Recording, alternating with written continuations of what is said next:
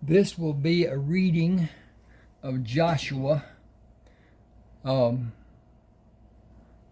Actually, it's Joshua's Way.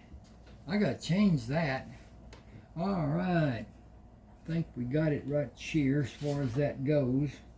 And here it is. Wow. Not Joshua, but Joshua's Way. How about that? Is that straight or not? Well, it looks sort of whatever. At any rate, I made this cover. Love it. At any rate, as I said, this is not working. Okay, there we go. Okay, I got to churn this up. What I did, I tried to make a video different, and it didn't like the formatting of it being that way. Now, this is I wish you would read, in fact, all of the book Joshua. You can find it on Smashwords. You can contact me about having a copy of it and whatever. Just this email that you see there, ron7560444@yahoo.com. And at any rate, this is a list of the books that I penned and published. Not in the order that they were written, but as they came up and as they've evolved over the years, and it's been years. At any rate, I'm going to start off here with Lovers, Lies, and Lilies, Part 1. It's quite a story. Lovers, Lies, and Lilies, Part 2. Continuation of the story. Lovers, Lies, and Lilies, Emily's story is a continuation of the characters, but it's based on a different woman and her problems with her husband. John Barlow, a character in Lovers, Lies, and Lilies, Part 1. Neighbors with Benefits.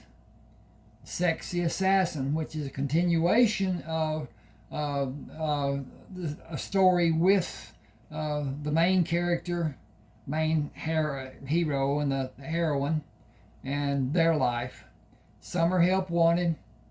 Joshua's Way, Guile Crossing are all Joshua Crammer stories. It continues. Guile was a love interest of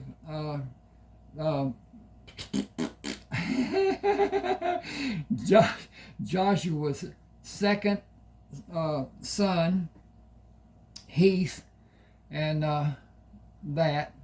Okay, and then Heath follows that with Sherman, who is the older son of Joshua Crammer.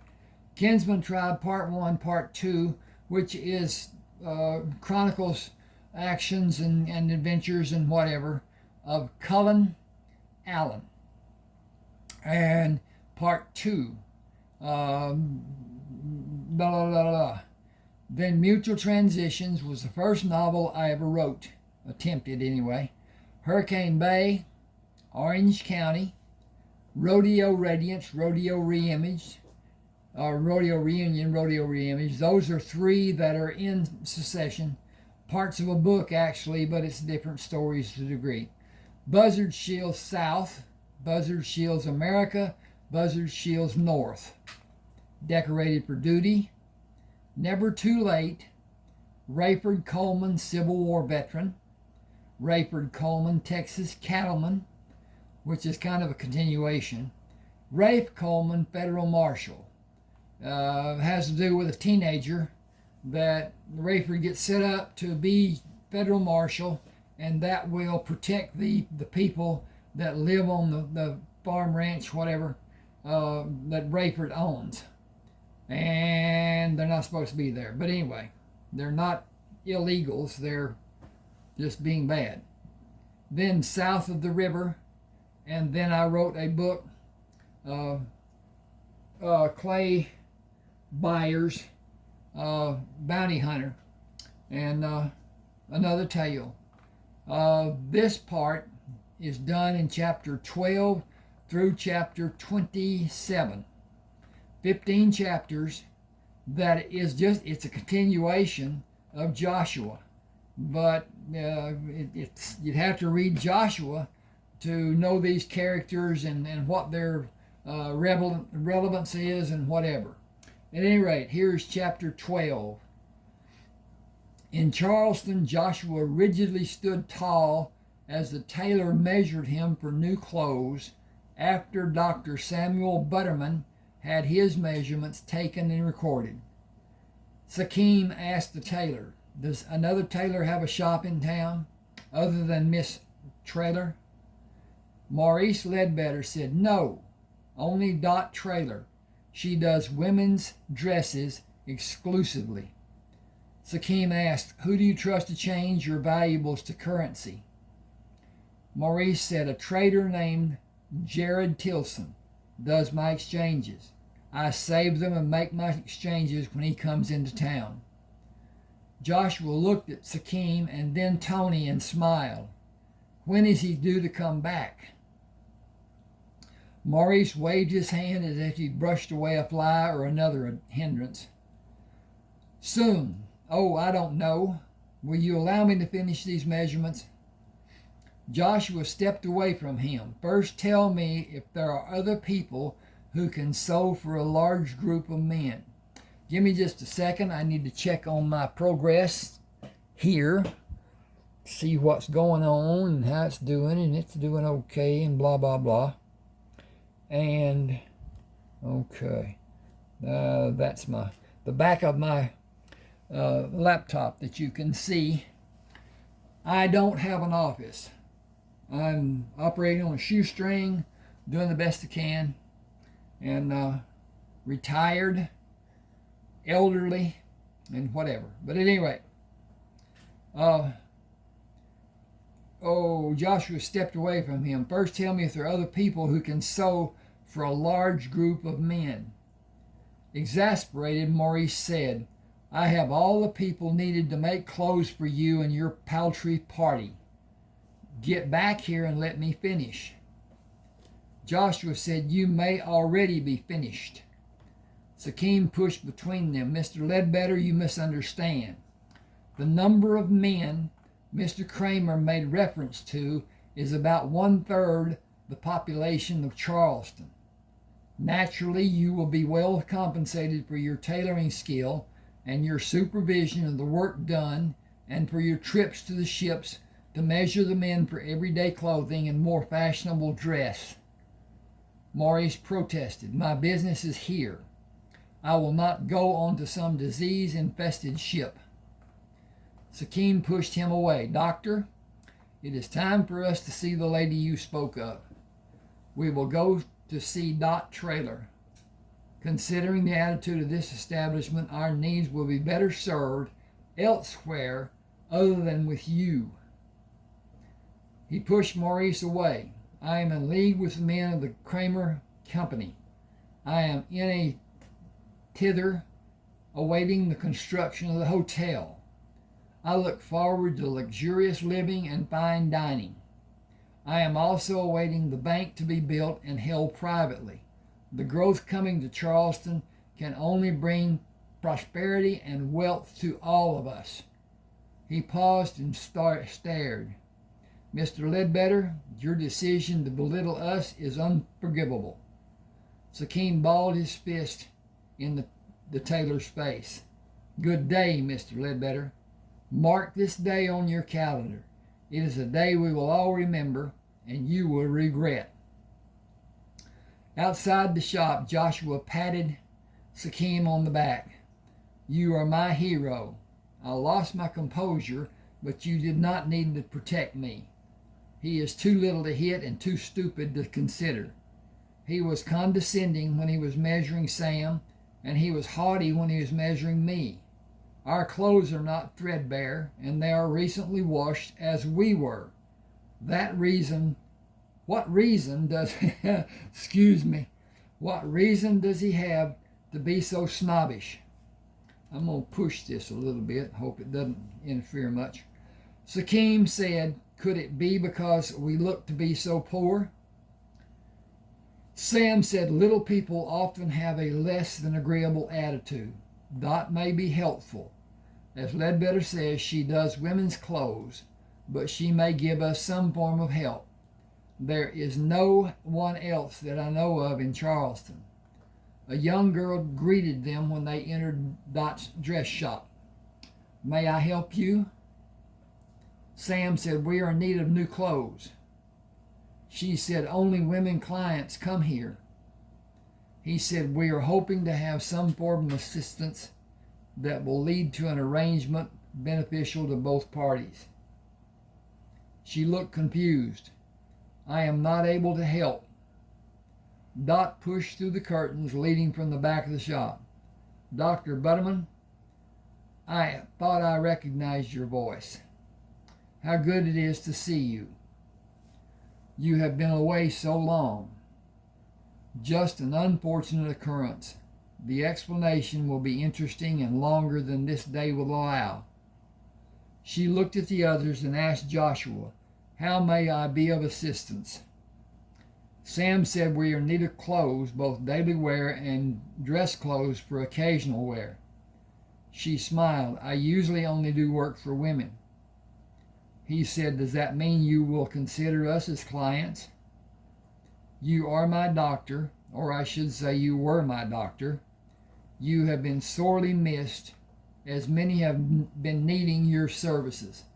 Naturally, I will make every effort to squeeze you in, but not today. A wedding is about to happen, and all the women have not been measured and fitted and had a final fitting. If you will, come back early in the morning and I will start. How many should I expect? Sam said, less than 300 men. She laughed. Seriously? How many? Sam said, seriously. We just arrived from an ocean voyage with 5 ships. Almost 300 men. She said, the girls are going to love this situation.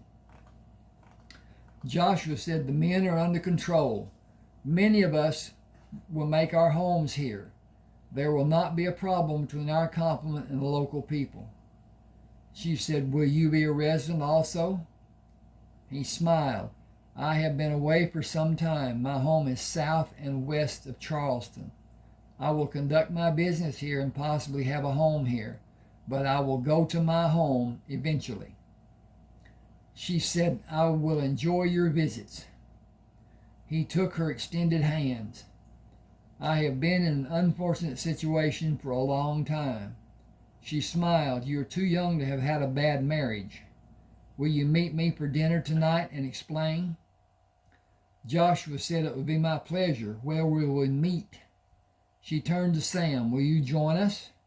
He said, 2 is company, 3 is a crowd. She said, I will bring friends if all of you will meet us. I will make arrangements later. She looked at Sakim. I have a friend for you if you allow me to introduce you.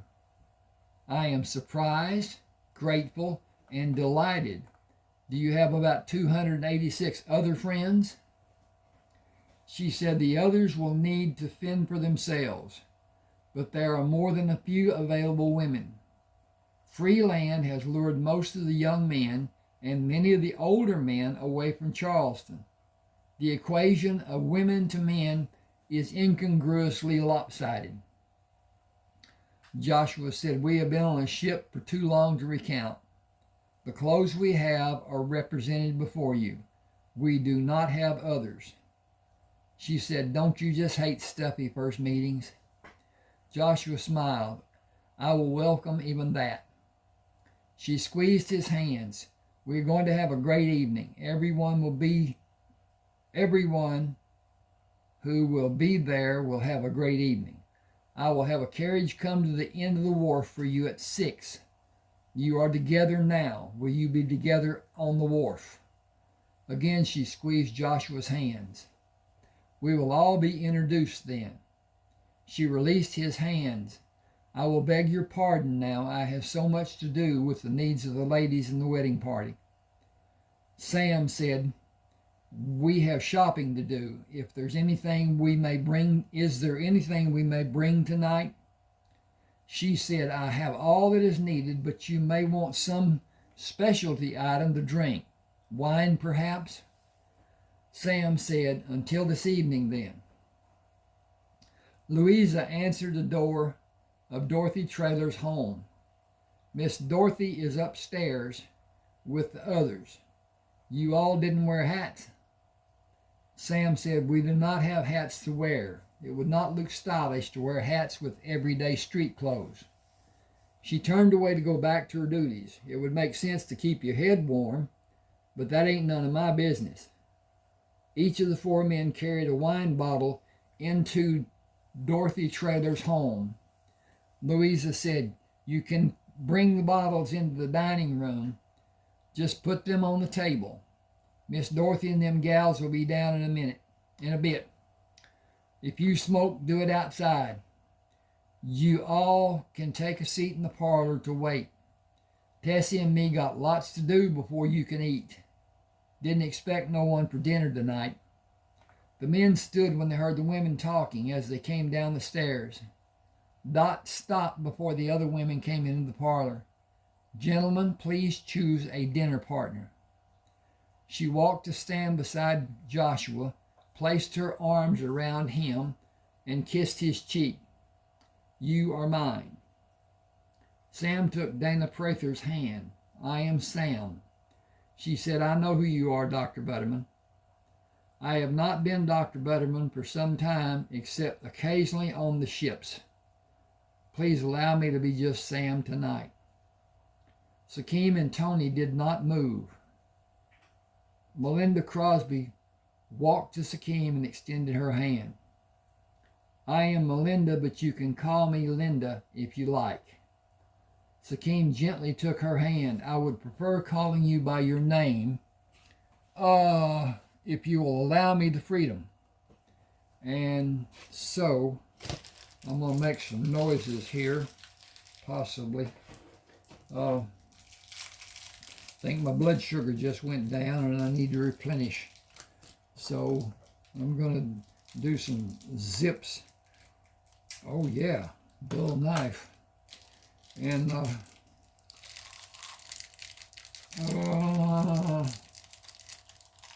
well, this isn't working out very well. It's peppermint candy, and it's in a package, and I got it at Walmart. At any rate,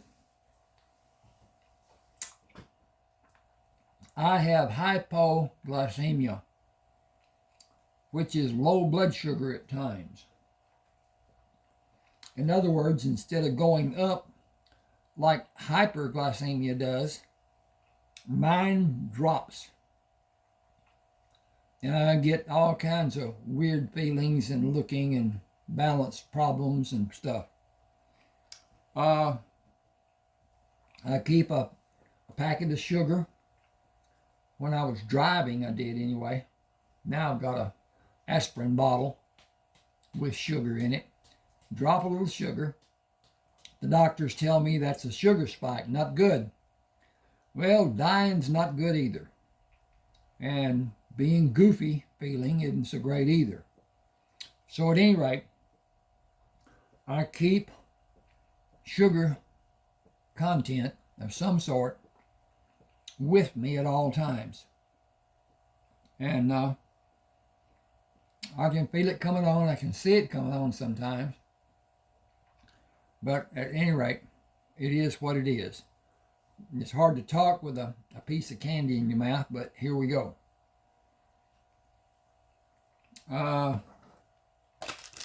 Put that up there.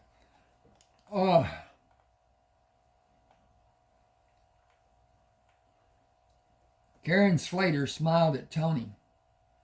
That just leaves me. I promise not to bite. Tony walked to her, took her hand, and bent to kiss the back of her folded hand. I would have picked you, but I am Spanish.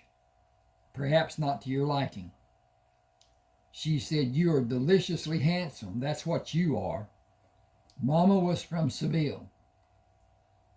"It is near where my home was." Dot leaned near Joshua and whispered, "It is how I planned them to be together."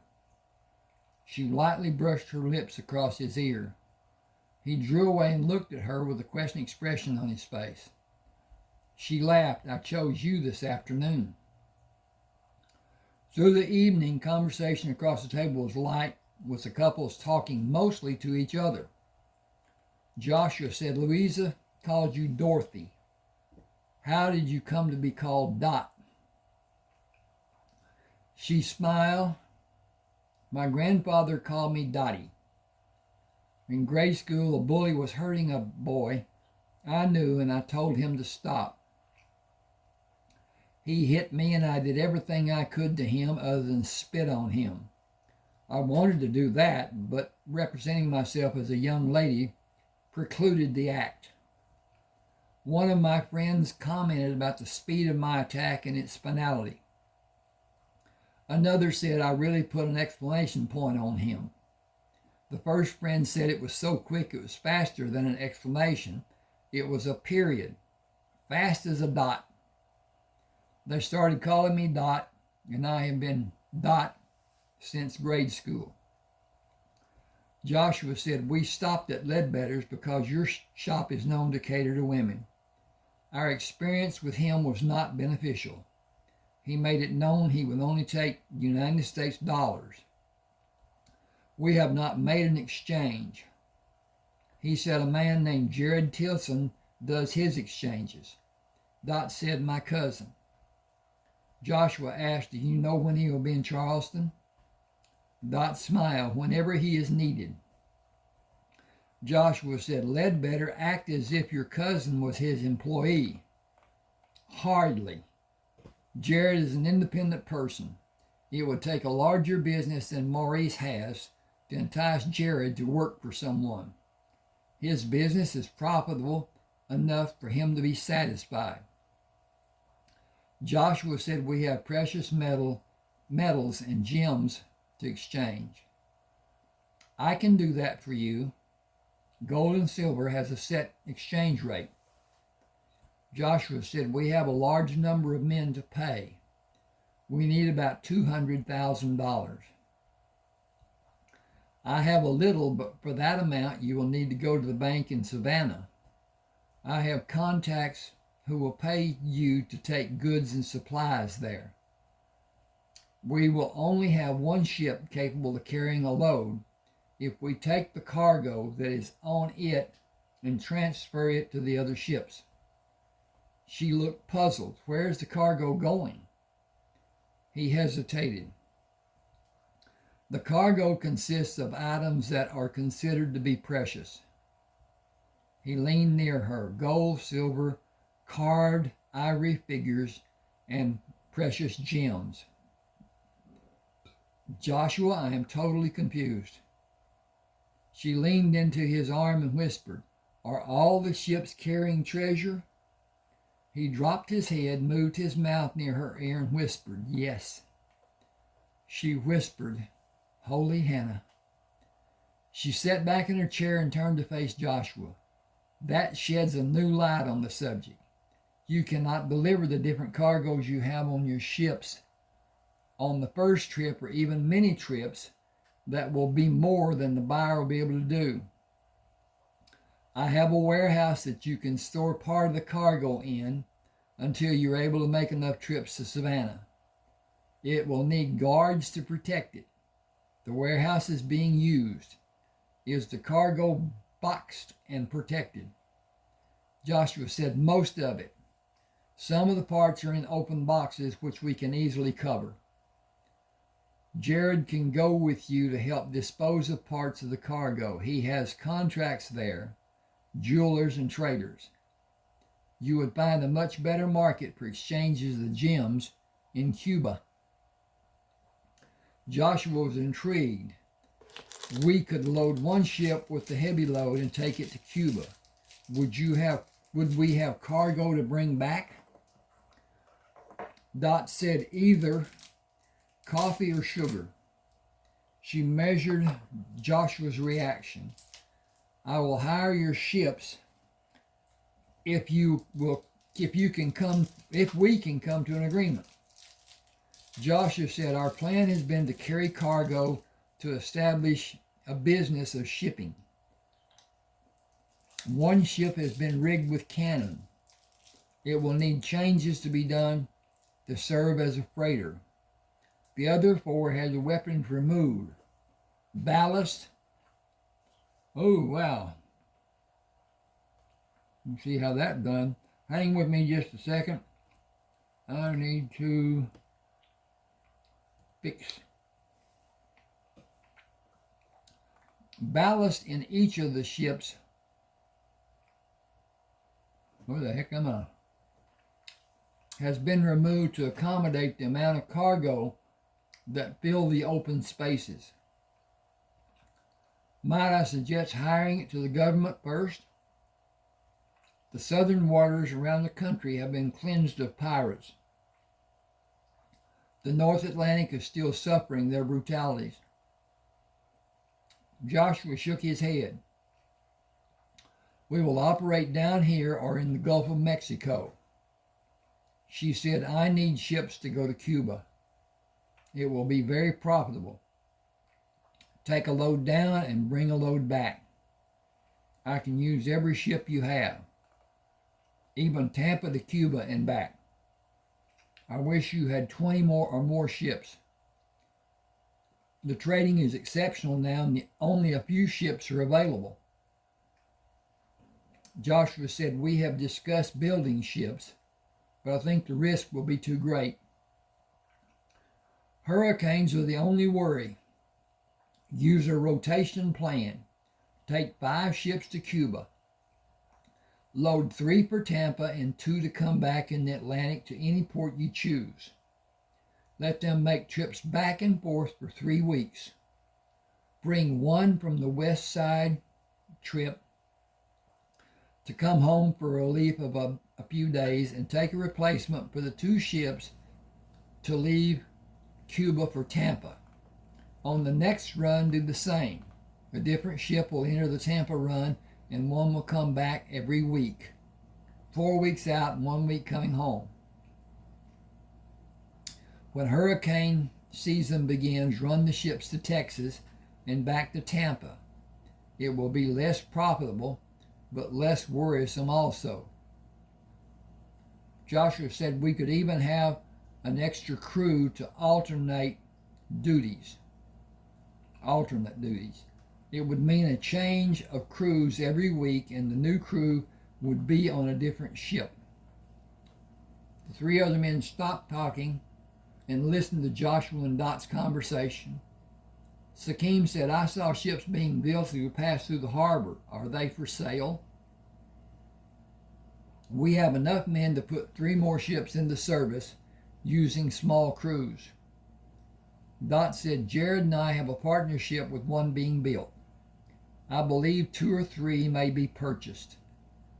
The men who bargained to have them built have paid as it was scheduled until recently. They stopped construction due to a lack of funds. I will talk to them if you like. Joshua held his hands up as the men looked at him for approval. I am not the boss. I am not the leader. That need ended when we tied up in Charleston. Tony said, who owns the cargo on each ship? Joshua said, we all do. Everyone has a part.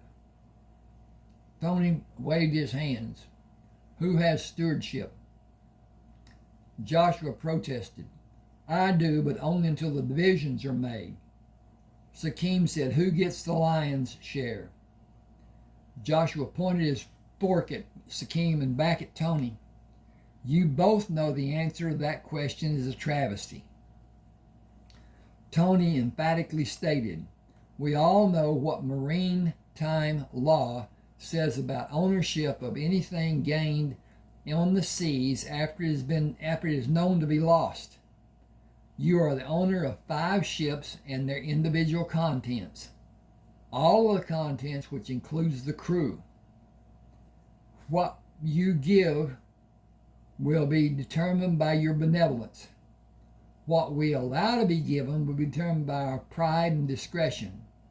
We have done very little to earn more than we have already received, and the increase will be for labor done. Your actions saved every man still on the ships and those sitting here now. You will not be allowed to take liberties you do not deserve. Giving us part of the profits is only for our being a part of the friendship. We will not allow you to reward us as a matter of friendship. It was not a partnership as it all began, and is not a partnership now. Sakim scowled and pointed his finger at Joshua to silence his response. Woo! Dot sensed the tension between the men. Is everybody ready for wine? Excuse me just a second.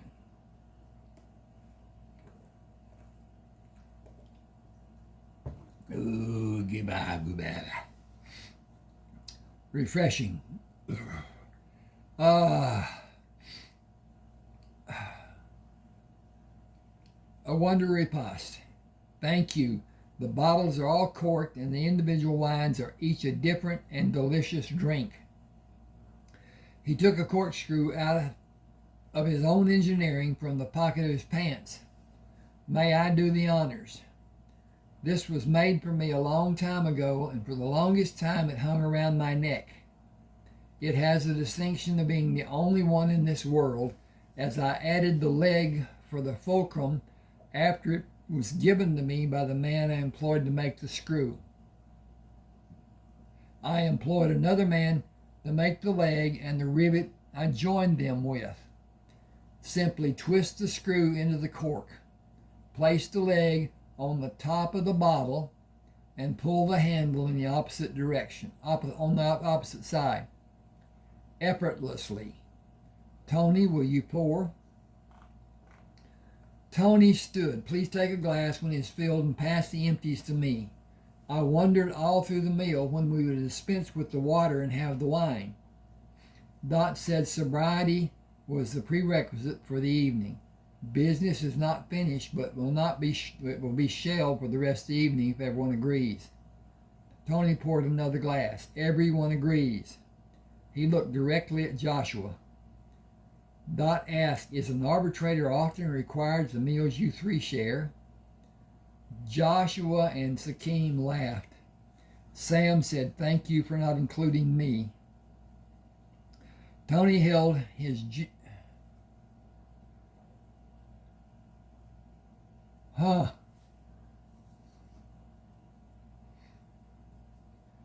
Tony held his gesture. That doesn't make sense. Tony gestured. Okay, that'll do the thing. Tony gestured with his glass held toward Dot. I got to fix that. Give me just a second. I got to find my cursor placement to start with. There it is, and there it is. Held his glass. Oh, okay. Toward.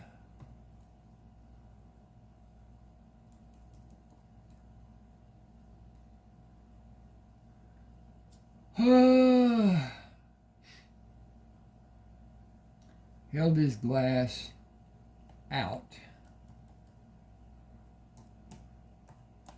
toward Dot and pulled it back to drink a sip. The bitter gestured with his glass. Oh, okay. Whatever. Joshua held his glass up and almost whispered, we are family. Dot said it might serve everyone best to make everyday clothes by making standard sizes of small, medium, large, and extra large. With a large purchase of denim tomorrow, my people can start sewing pants. Joshua, will you choose people you consider to be in the large category and measure them for a standard size? Inseam and waist size is all that is needed. Sakim, will you measure those you consider to be a medium? And Tony, will you measure the smaller men? The clothes will fit loosely, but they will be functional. Shirts are a totally different venture. Small, medium, and large will be made. Take the sample clothes to the men and have small groups try them on for size and note where adjustments need to be made. It is the easiest way until everyone can be fitted. The first sets of different size clothes will be ready day after tomorrow, just for men to try on and have an educated guess as to what more will be needed. She turned to Joshua. A corner will be emptied tomorrow morning in the northeast warehouse. It is warehouse number 9. It will house your cargo from the ships, now and in the future. We have stevedore services and will move the cargo from your ships to the warehouse, and cargo taken to Savannah will be brought to the ships. The ship you spoke of with cannon will go to the shipyard across the harbor. The cannon will not be allowed to remain intact by law and will be melted. An analysis will be done to determine the sales price per ton.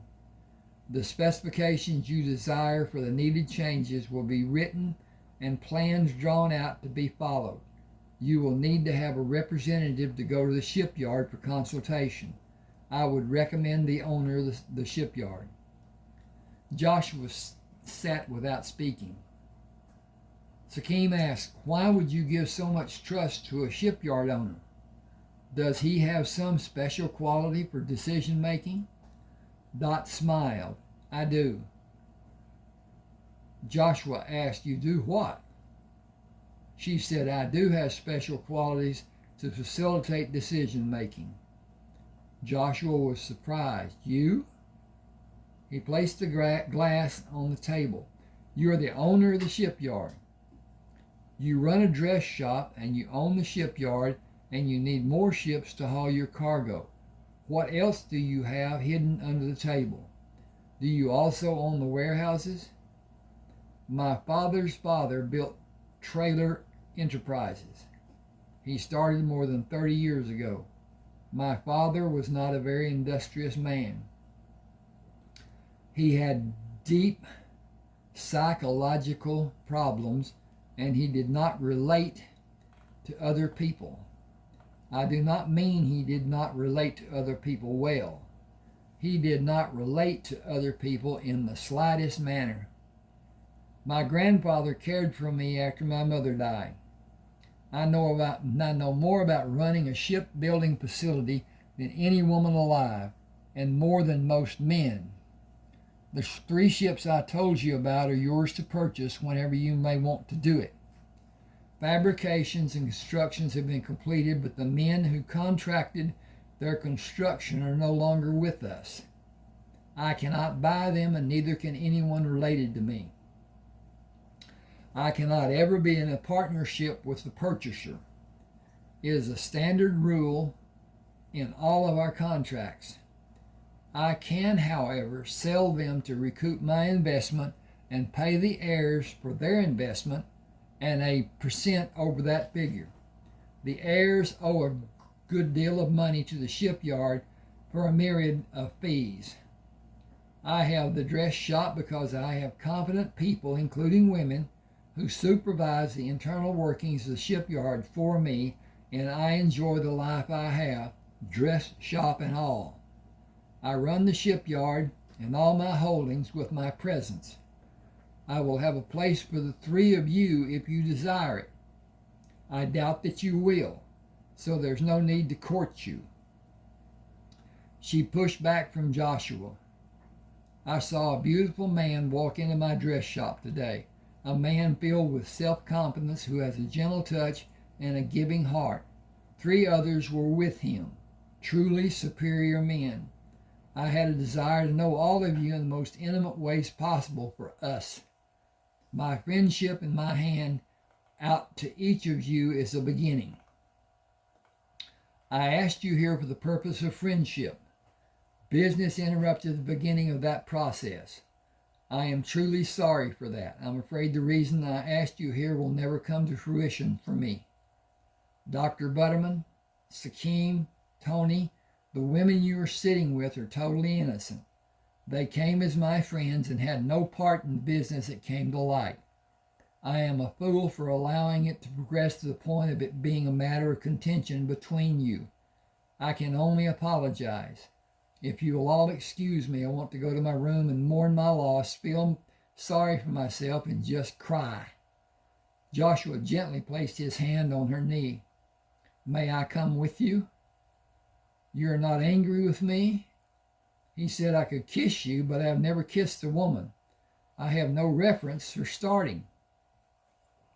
She put her hands on his cheeks and gently pulled him to her to kiss him. She quickly pulled away and looked down at her hands. All is not lost? Joshua said, far from it. It can never happen.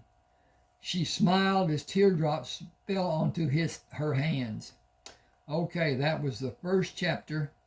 I'm going to take a little break here and see what's what. And it's getting late here. And doodly. Okay, that's not bad. We'll do another or two or whatever. My head's doing swimmy stuff. And I should have sugar with me, but I don't. So I'm doing this and making it better, I hope.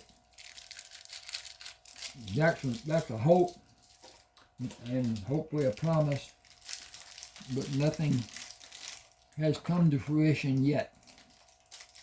But anyway, I'm going to get my mouth stuffed. I may still be able to talk, but it will be slurred. Okay, Joshua stood with Sakim on the deck of Leucothea. That's a Greek god the ship was named after. Enjoying a mug of tea. We will be in Savannah Harbor tomorrow morning. Unload, make the exchanges, load, and get underway to Havana. You must do as you see to be needed with selling the gems, but the gold you are paid must be pure. We have the names of the men who will go aboard the galleon to assess the value of the gems each of them will purchase. Jared knows many of them to be honest, but also businessmen. You will need to use your best judgment about watching the buyers during the time they are assessing the value of the gems. I am confident you will be up for the challenge. We will spend 4 days in Havana, 4 days on the ships. We'll sail to Tampa to begin the runs back to Havana and again to Tampa. One ship will break off from the routine, second trip back to Havana, and one of our other 3 will take its place. After another round trip, the same scenario will be done. The crews will eventually be on ships for 7 weeks with a week off before boarding another ship to complete another 7-week trip. Sakim said this life is so much better for our health than our previous life was. Tony came to stand with them, having heard their conversation. I could really become accustomed to this routine if all I wanted to be was a sailor. Sakim asked, how will we keep the men in line and out of trouble when they go into the cities the ships will visit? Tony answered, we will not try. They are grown. If they choose to become embroiled in some difficulty, it will be their responsibility to resolve the problem. Excuse me a second. I told them how to conduct themselves off the ship, especially in Havana. The laws there are not the same as they are accustomed to. I advised them to enjoy their days off the ship and spend the nights back aboard. I have no confidence in it happening as I advised. There may be some who will use good judgment. Others, I'm certain, will win every bet I might make that they will be in some kind of trouble inside the next month. Joshua said, make a list of those you and other officers suspect and have them remain on the duty the first day in port. Give them permission to leave the ship the second day, but place a curfew for the ship's complement to begin at 8 o'clock in the evening. Anyone not back by 7 o'clock will be restricted to the ship until it leaves. The next port will also be restricted to the members of the crew. If that person is the cause of the crew being restricted 3 times, he will be escorted from the ship and he will not return to one of our ships. Make it standard policy once the first restriction must be enforced. The men need to be made aware that they are ambassadors of the ship and they represent all of us. They will not be allowed to make us look foolish or immature or otherwise. He looked knowingly at Sakim. Yes, I am again commander of the fleet. Necessity demands it. Sakim led the 7 men down the ladder into the forward hold. There are 14 boxes of gems. You may each purchase 2. If it so happens that there are 2 boxes desired by each of you and the price is right and your gold is plentiful, an empty box is available for each of you to examine the gem of your choice and place the contents you removed into the empty box for clarity. I will not attempt to dishonor you, and I will not be tolerant of disrespect. Should that become the case, and I believe I am being treated less than is deserved, the prospect will be removed and the opportunity will be offered to another buyer. This is a small offering. If we culminate our business today, there will be opportunities in the future for each of you. Gentlemen, choose your boxes. Each of the offers were to Sakim's satisfaction. You may now have your men come to hoist the boxes to the deck, and you may join your men to take them off the ship, or you may come with me to further our business on deck where 14 boxes have been placed. They are out of sight and guarded. Make your examinations and come to me on the main deck for further business if you're able. If any one of you needs more time to make arrangements, we will conclude our business until tomorrow afternoon. Is that acceptable to everyone? Each man agreed. Sakim continued, these boxes contain only diamonds. If you are not interested in purchasing them, kindly stay with me. We will have coffee while the others examine the boxes. Each man said he would decline having the coffee to look at the diamonds. Sakim said, each of you have been assigned a number and your number is assigned to the boxes. The diamonds have been appraised at below market value. Because you have been so fair with your initial purchase, each box will be yours for the amount written on the paper of each box and with an additional 10%. Please follow our men who will take you to the diamond boxes. Sakim made tea and waited. Carlos brought a man to Sakim. He enjoys a game of drop 2 or 3 diamonds and pick them up to deposit a part in the box and keep a part in his hand. Then use his empty hand to rummage through the gems and deposit the stones in his pockets. He is good with his execution, but clumsy hiding the loose stones. He said he was not satisfied with the quality of the stones and wished to leave. I believe that more than 50 stones are in his possession. The man looked to have lost his color and seemed to be on the verge of having a heart attack. Sakim said, "You will be searched unless you desire to forego the embarrassment and place the stones you have hidden in your clothing in the box Carlos has in his hand." Sakim looked at the other men who were brought to witness. The man took stones from 2 pockets of his jacket and 2 pockets in his trousers. Sakim reached into each pocket to be certain each was empty. "Carlos, search him." The man turned and raised his hand to strike Carlos. Sakim grabbed his collar and jerked him backward to trip him and allow him to fall onto the deck. He placed his foot on the man's neck. "If you wish to die, simply resist and I will push my foot through your throat. Carlos, finish this nasty business." Carlos found a hidden pocket in the man's coat with diamonds and a hidden pocket in his trousers, also having diamonds. Sakim pulled the man from the deck, ran him to the rail, and threw him into the water. "I am not certain if he's able to swim. If one of you would like to save him, feel free." He started toward the bow. "Our business is concluded. Please tell the harbor master we will leave and the loading schedule to be done on our ships will not be loaded. Please tell your people we will not come back." He moved to stand beside the officer of the day. "Good day, gentlemen." One man said, "It was not our deception. We have done nothing wrong."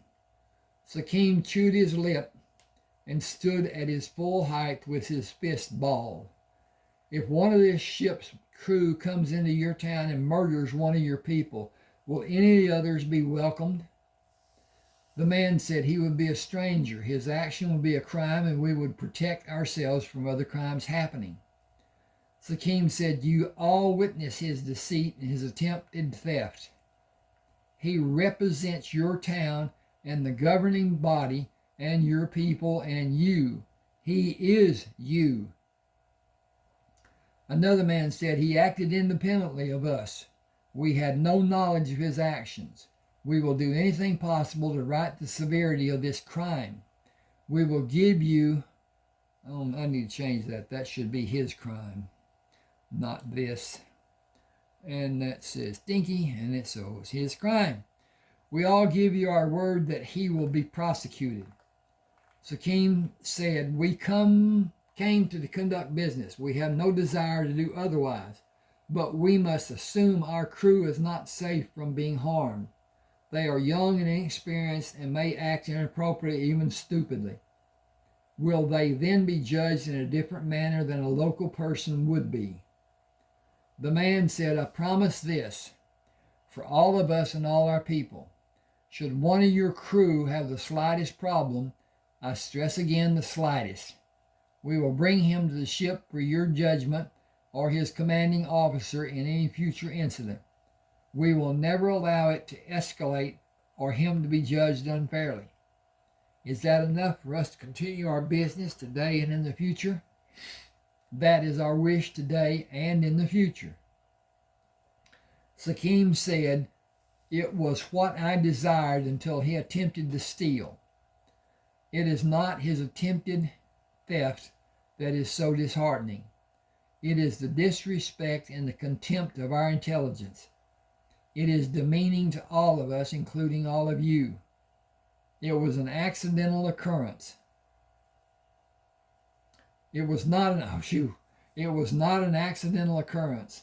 Hidden pockets, playing a game to deceive us and steal from us and disrespect us. That is how he represents Cuba."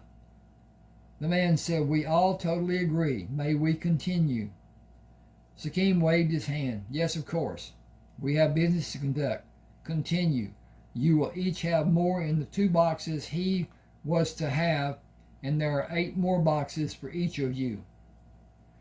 I do not believe our business will be concluded today, and if not, loading will not be done today as it is scheduled." The man said, "We will send for more gold to pay for the gems and be thankful for your kindness. Each of us promise it will be returned to you and to your men, today and for all visits in the future. It will benefit all of us. We are delighted to have the jewels. that is a personal benefit for us, and it will have rewards for our businesses. The commerce in coffee and sugar over the years will be beneficial for everyone in Cuba, because the economy will grow and individual living will be enhanced in a multitude of ways. Your ships coming to Cuba never need to wait for the loads of cargo to be taken off and another load brought to the ship. In a matter of hours, if it is possible, it will be done. The cargo coming to your island is usually bound for another destination, and the consignments of sugar and coffee are mostly waiting for your ships. There are only a small number of ships coming here from the south and from Mexico. Even fewer ships come from America. Large boats bring coffee and sugar cane from the other islands. We try to help them by giving a little money, but even we do not have much to give for a commodity that has no demand or value. Sakim asked, what number of ships do you desire to have each month? The man held his hands with the palms up and shrugged his shoulders. Each week, not each month. Green coffee beans from South America fill our warehouses, and the following ships cannot offload. They either wait or they leave and dump their cargo to have the load they take back. Consignments to Florida sit waiting for ships to take them there. Our sugarcane crops are sometimes not harvested because there are no ships. The war and the pirate ships have practically eliminated ships from the north of this area. America is building and the economy is growing stronger each day. People are going to America by the boatloads, and it is pushing the commodities market to its limit. Ships from South America take their loads of food to the northern cities and take cargo back to South America and Mexico. Cuba and our associates suffer from lack of ships to service our needs. Sakim asked, will our development of a shipping business be protected? If we build more ships and help your economy, will long-term contracts be done for everyone's protection? Just hang on a second. I got to check again, see what my stuff is. My knees. Ooh. And, okay, we doing all right. I am Bartholomew de Cuellar. I will guarantee that your ships will have primary consideration, and we will sign contracts stating it will be such for a time of 25 years. Sakim said the Crammer company will have 6 more ships coming into the fleet next week, giving us 15 ships. Is it possible to utilize each of them? Bartholomew said, assign 4 of your ships to take their loads to Biscayne Bay and St. Augustine in Florida, and complete unloading in Savannah to bring goods here, and repeat the process, or load for Savannah and bring goods back. It will be a great profit to your company. His eyes fairly twinkled. Build a facility in Charleston to roast and grind coffee and package it for shipment overland, and your company will have another source of profit. The need for ships to be built is overwhelming, while a single person's ability to pay for the ship does not exist. The wars of the past 20 years and the activities of the independent pirates and privateers have destroyed ships to a point that practically no commercial ships are left in this part of the world. Your company's ships are greatly prized by the people of Cuba. Before the wars, Cuba was a hub for commercial trade. Our economy has suffered. Our growth has suffered. Our people have suffered. The commerce your company will bring to Cuba will give a ray of hope for a brighter future for all Cubans. Oh, I can't pronounce some of this stuff, but I looked it up. Smolajab, 2, Fallaheen, Galen, and Arcadian left Havana Harbor for Tampa, Florida, loaded with sugar and coffee. the Adelphia and Dionysus went to Savannah loaded with sugar and coffee, while the Lusitania went to Charleston having the forward hold loaded with sugar and coffee with the added weight of gold from the sale of the gems in the aft hold and throughout the cabins of the upper deck. Sakim came from his plant room. Fresh brewed coffee is ready. This will be my last voyage. The bank building with 2 full access vaults will be ready. I am to be a landlubber, destined no more for the seas, a gentleman of distinction. Tony said, you have always been a gentleman who stinks. Sakim said, what will your lot in life become? Tony smiled. Karen Slather will be my concentration and assistant to the president of Crammer Enterprises. Enterprise will be my destination. He pulled Joshua to him. I will carry the money. Joshua said seriously, after we have the 5 ships we contracted to purchase and Dot's 4 ships all in service, we're going to buy land and build the coffee bean roasting facility. It needs a name. Oh, I've got a problem there. Boy, that's bad. Ah ha ha ha. Sakim quipped. Think of the times we have racked our cognitive processes to mutually agree on a name. Each time one of us had a moment of lucid thought and the others acquiesced, relieved to no longer be subjected to scrutiny of our peers. How fragile is the human psyche. Names for ships were easy. Select a god from some destination of name to benefit the ship and the crew. The name for a house to roast coffee beans is also simple. Roaster's House. A play on words, not hen house, evolved to rooster's house, but roaster's house. Joshua looked at Sakim, who backed away laughing. You are a genius. Sakim. Joshua looked at Sakim, who backed away laughing. You are a genius. Sakim says, I have labored long to convey the height of my mental prowess.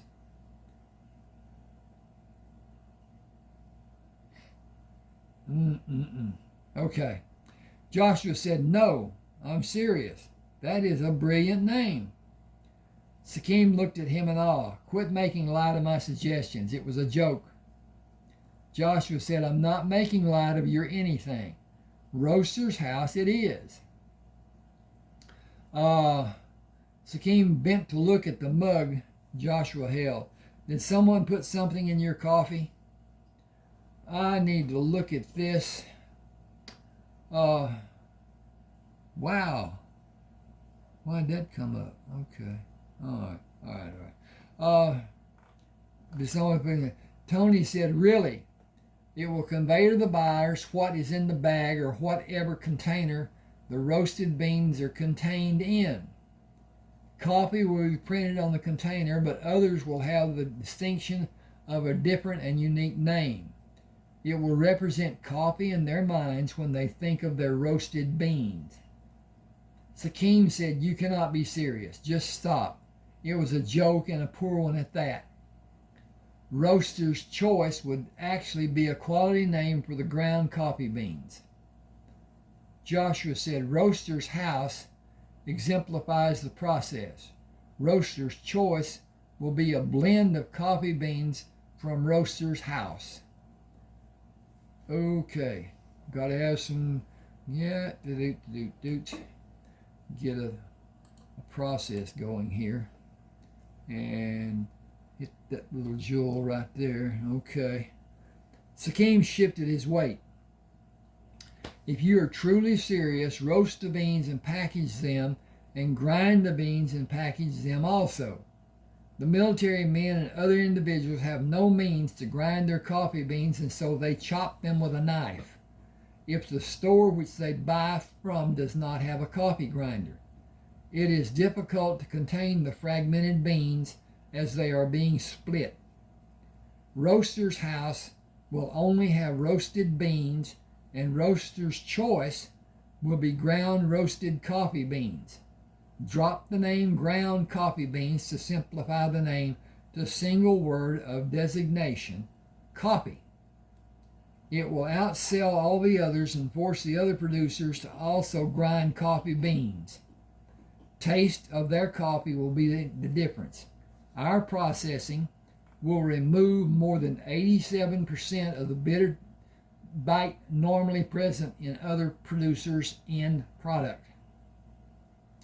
Roaster's choice will be favored by the people as it will be the first ground coffee beans ready to be purchased. It will also remain foremost in a buyer's mind. Instead of some other coffee, they will ask for roaster's choice from habit.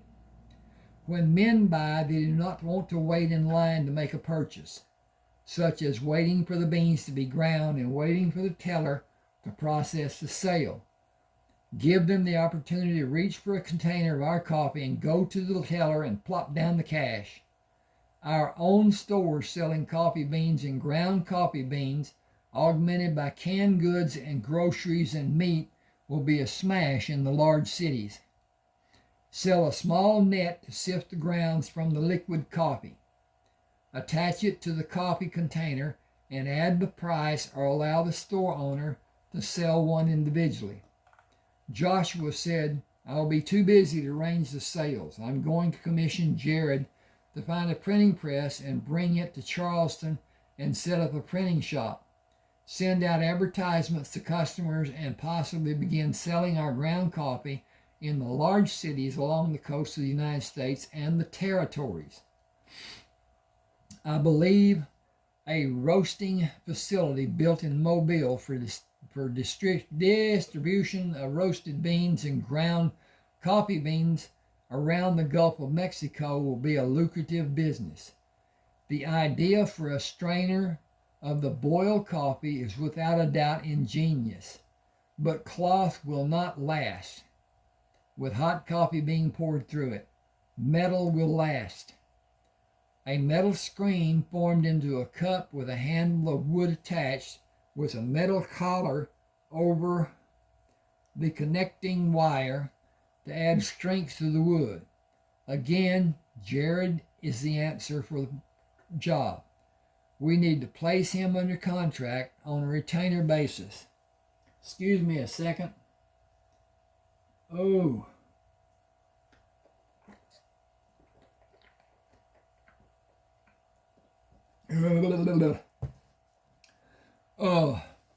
Dot arrived in a small boat to find Joshua sitting in her carriage. "We had a wonderful voyage and a profitable one. I have so much news for you. Will you take me to one of the outdoor restaurants? I would kiss you if this rig had a top. I may have another ship in the yard for purchase and one in my Virginia yard." Joshua said, "For a total of 7. Dot answered, "For a total of 17 as the sum of all our ships." "Is Cuba beautiful?" "What I was able to see that was not much." She took his hand in hers. "You did not have a hot Latin lover while you were there?" Joshua motioned to the driver to leave. Dot said, "George, have you ever had a hot Latin lover?" "No, ma'am. Mine's all been black." Not anybody was saying anything about them being what you might call being hot. You've been calling hot. She joked with him. Why, George, are you being modest? Tessie tells me you're a known romantic." "Ain't had much romance neither." "George." "Yes, ma'am. I'm surprised at you." He smiled. "You not as surprised as Mr. Joshua is at you right now." She turned to Joshua. "Aren't you surprised at my being so happy?" He smiled. "Seeing you makes me happy. Caring about you makes me happy." "Thank you, George." George said, "If it was me, I'd be kissing her and not be caring if somebody be looking. The whole town knows you's in love." Dot feigned indifference. "Why, George, what have you heard?" "Ain't had to heard nothing with you flitting around and looking happy like you was about to bust. Everybody's seen it." Dot held her head close to Joshua's. Kiss me. Hang on a second before he kisses her. Oh, ho, ho, ho. And it is time for us to say, ha, ha, ha, everything's good.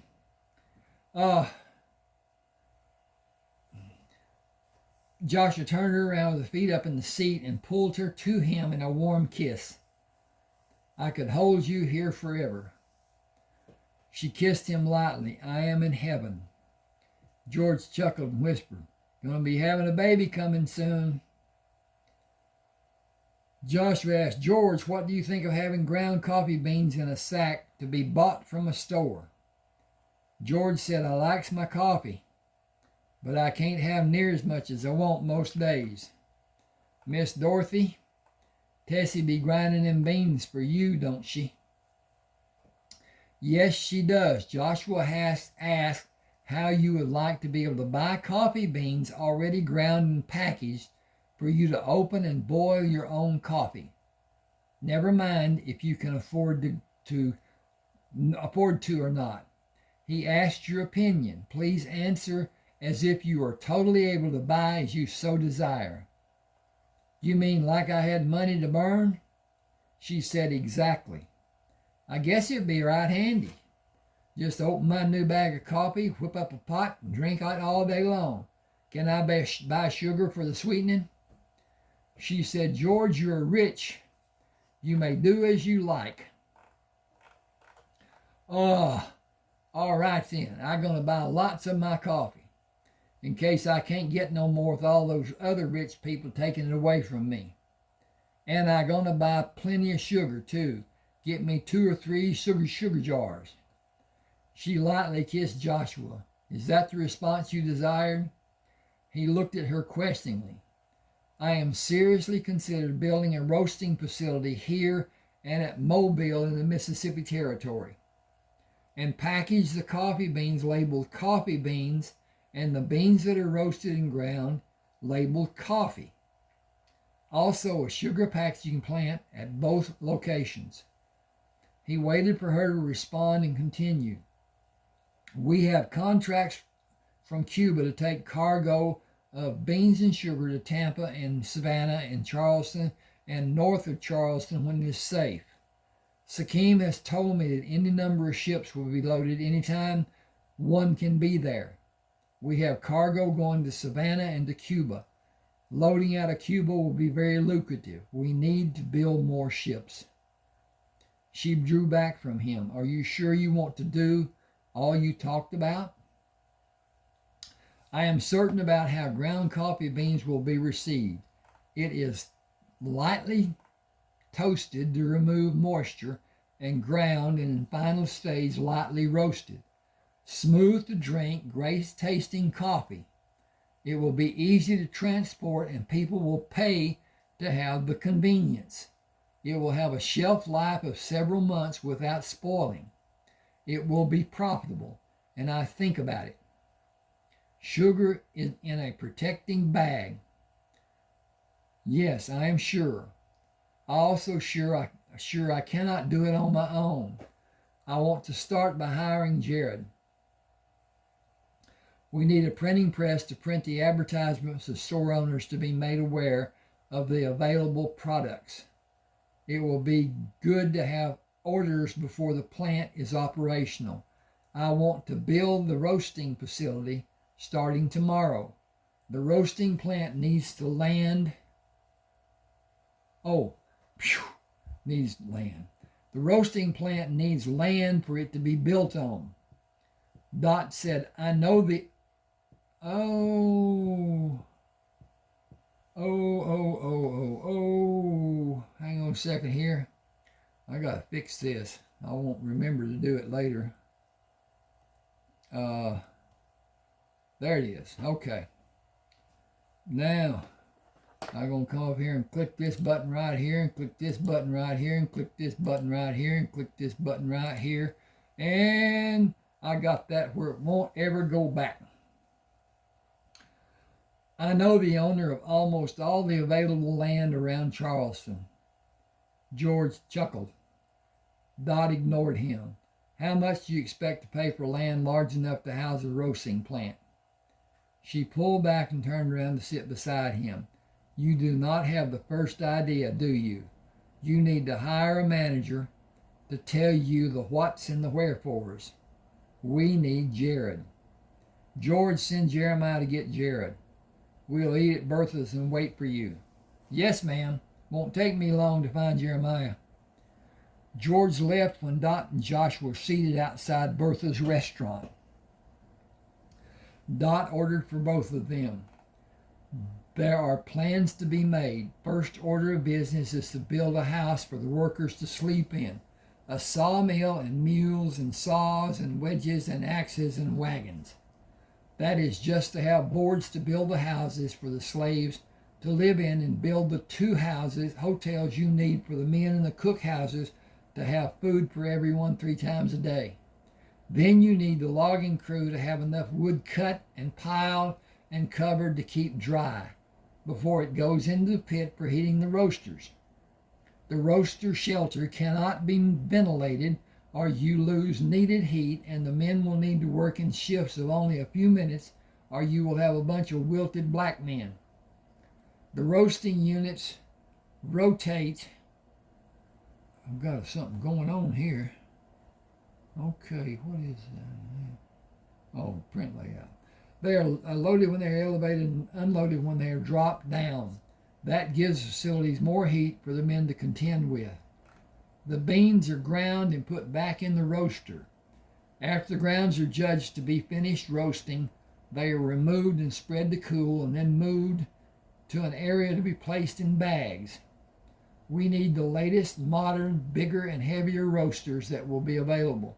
Someone will be required to go to Pennsylvania and have them manufactured to your specifications.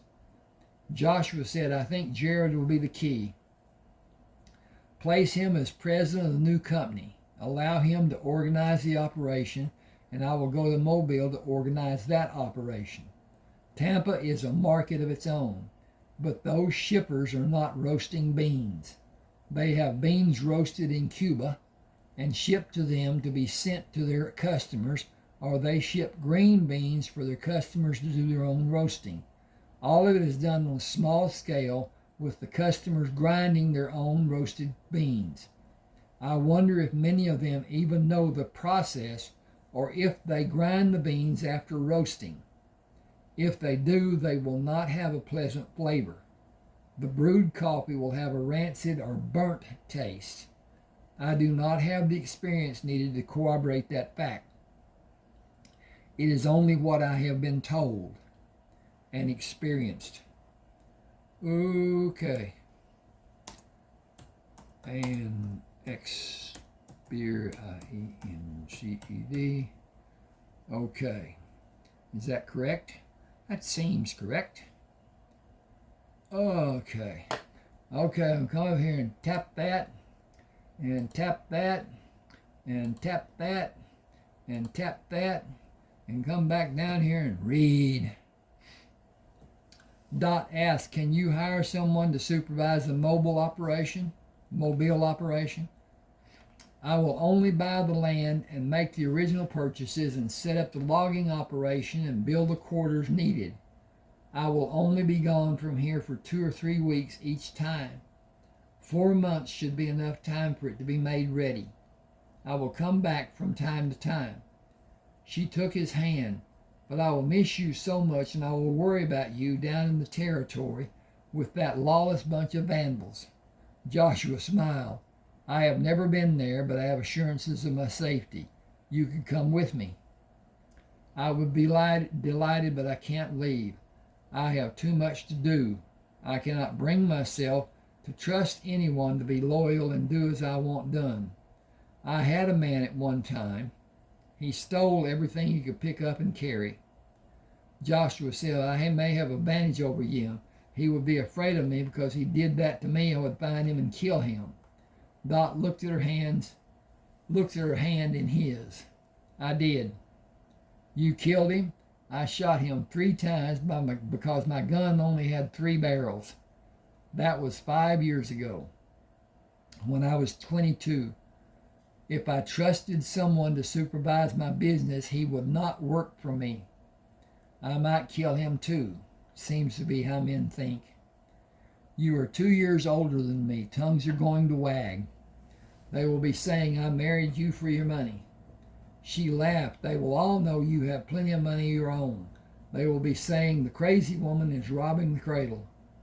He gently squeezed her hand. Let them say anything they like. I'm going to marry my best friend. Hang on a second, please. I got to look at this again, see what time and all this stuff, and do I need to do more? And yeah. Okay. I was asked to do a longer video. Longer videos, as a matter of fact. People want to be working or doing or whatever and have their telephone, possibly with an earphone, and if they're having an earphone, they can be anywhere within probably 30 feet or something like that from the phone and still be able to hear what they're doing. So they can work, clean house, do stuff, wash dishes, clothes, whatever, and still listen. And when the ads are up, they can listen to the ads. It's not a matter of turning them off or anything like that. It's a matter of just listening. That's what everybody's doing. It's just entertainment. The ads can be entertaining. Now, if they're one that I've seen several, they're preachers. Them suckers are windy. They go on for, 15, 20, 30 minutes. Now, I don't know about you. I am not going to listen to that. And I'm going to hit that skip button. And it will cost me money every time it happens because I get paid a little bit each time an ad is played. Now, they have no way of knowing, even with AI, if somebody watched the ad, if somebody liked the ad, and whatever. So they will probably eventually come up with a button you can click that you liked the ad. And so it's a problem. It's a problem.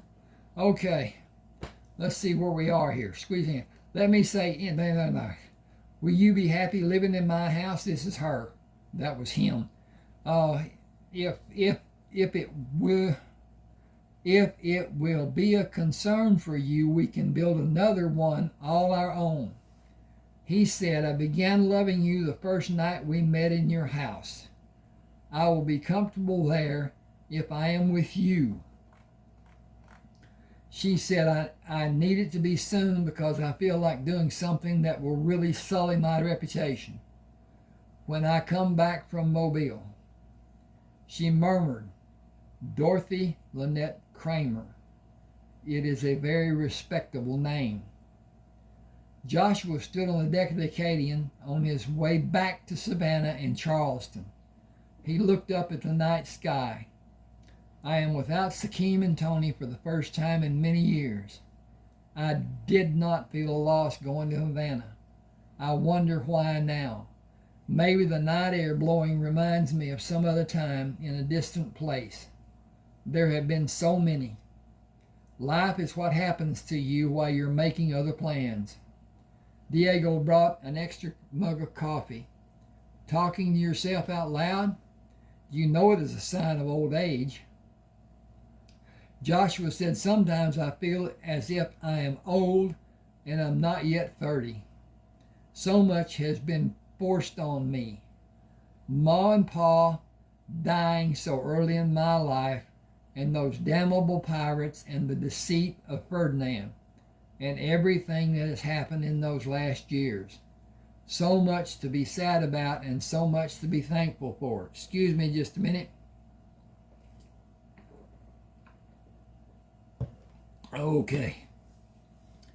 She has also had losses in her life. It seems we all miss something. Are you missing your family less as time goes by? Diego drank from the mug and stood silent for a time. It takes all my resolve to refrain from trying to gain some bits of news from them. It can never happen. We all know it, but we all still hope. He smiled. I have also found a beautiful friend. We will be married when I can afford a house. She sews for your Dorothy. Joshua was surprised. Diego, I had no idea. You have money in the bank. You can have a house built. 2 months from now, when you return from your next voyage, who will we build the house for? Diego fairly beamed. Clara Anderson is her name. Diego considered Joshua's mentioning his bank account. How much money do I have? Joshua said as a calculated guess, upwards of $1,200. Diego remained silent again. After he finished drinking the coffee, he said, that much money? I'm surprised.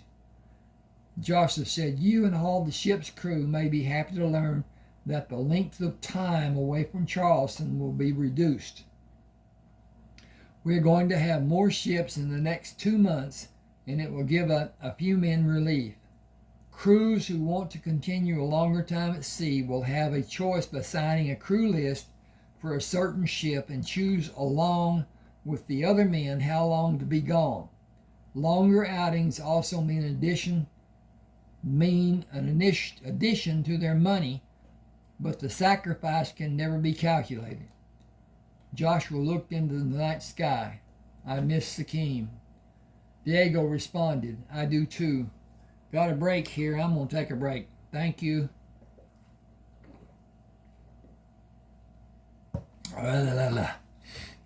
Dot stood by the carriage waiting for Joshua. As he stepped from the bow to the pier, she ran to him. I will not endure this heartache again. When you leave, I will go with you. He drew her to him, put his arms around her, and swung her around. I am not going anywhere for the next 2 hours. Will you fill them for me? She laughed and looked to see who might hear. Filling is almost all I have thought about since you left me. We should already be married. He turned to look at Diego. Will you be my best man? Diego bowed. I will be honored. Joshua took a ring box from his pocket. Will you marry me? Dot jumped into the air and threw her arms around his neck. You know I will. He placed her back on the pier. Now? She grinned. Absolutely. She looked past Joshua. Clara, will you be my bridesmaid? I will be yours. Clara said, I am anticipating a question from him at almost any time. Dot said, I am not talking about any time. I'm talking to you about right now. Without looking, she said, Diego, I need a ring.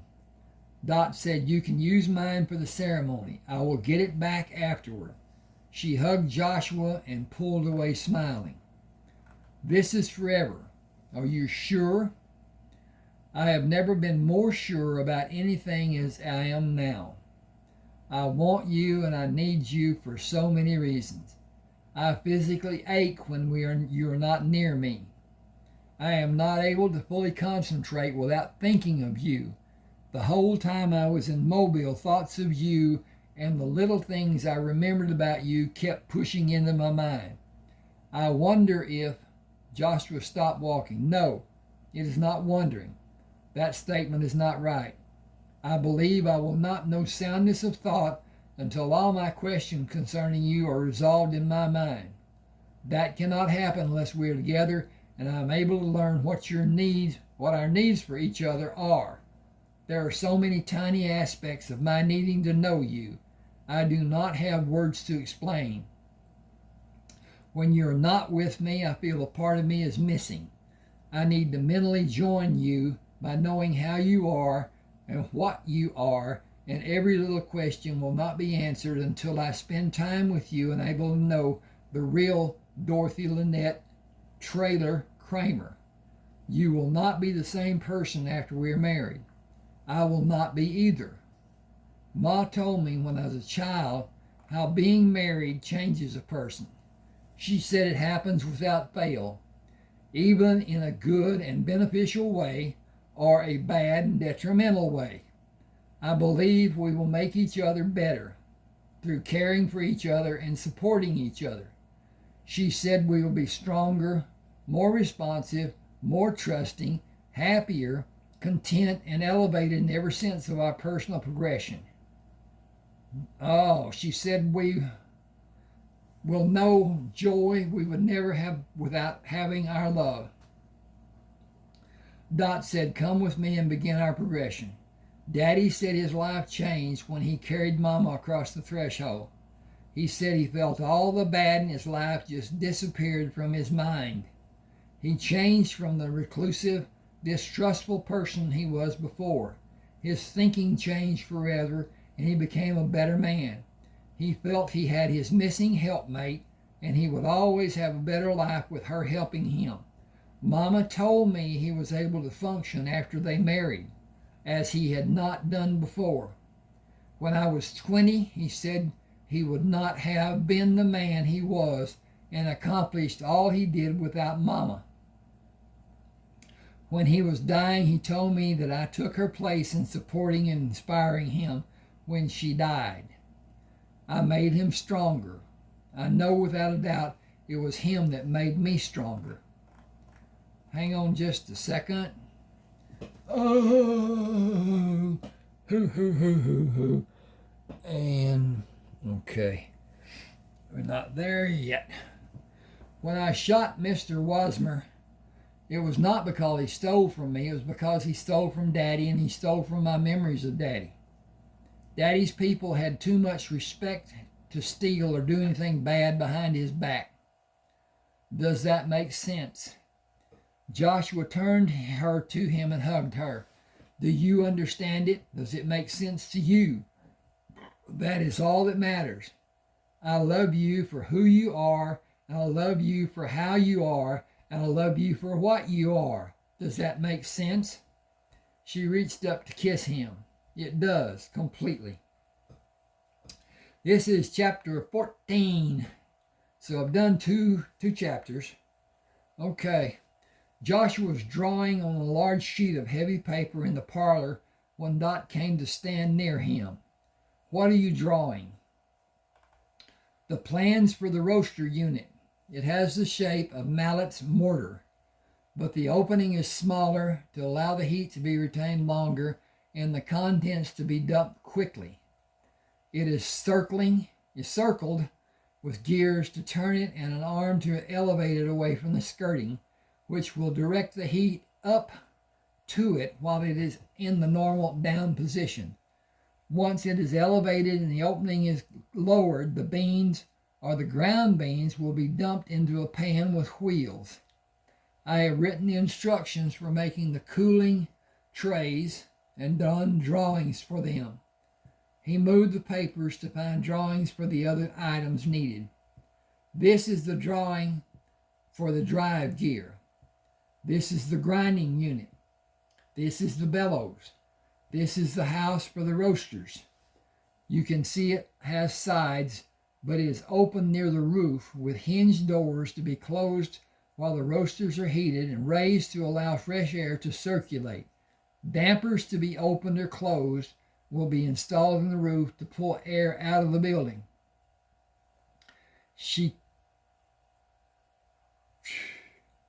Hang just a second.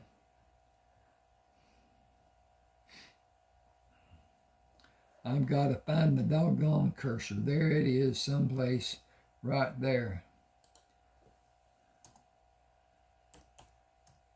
Placed her hands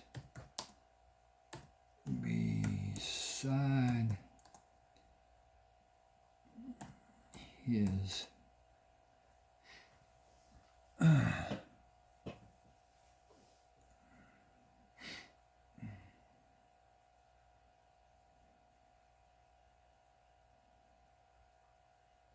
She placed her hands to hold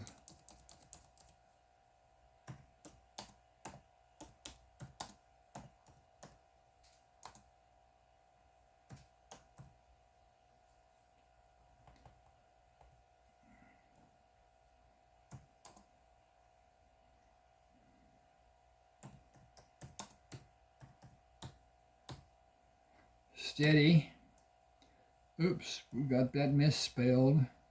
I just had this. This was just nothing there. She placed her hands to hold his head steady and kissed him. Okay.